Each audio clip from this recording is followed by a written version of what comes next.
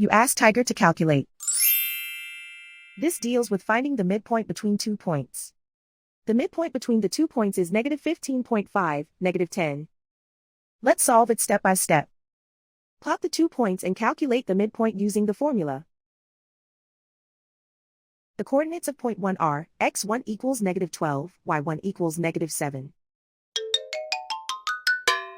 The coordinates of point 2 are x2 equals -19, y2 equals -13. PM represents the midpoint of the 2 points.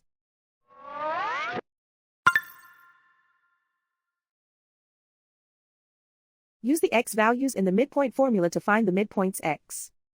x1 equals -12. x2 equals -19. Simplify the arithmetic.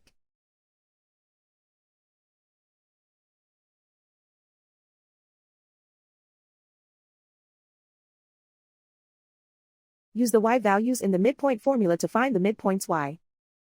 y1 equals -7.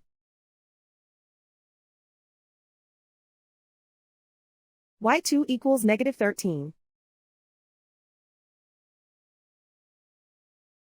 Simplify the arithmetic.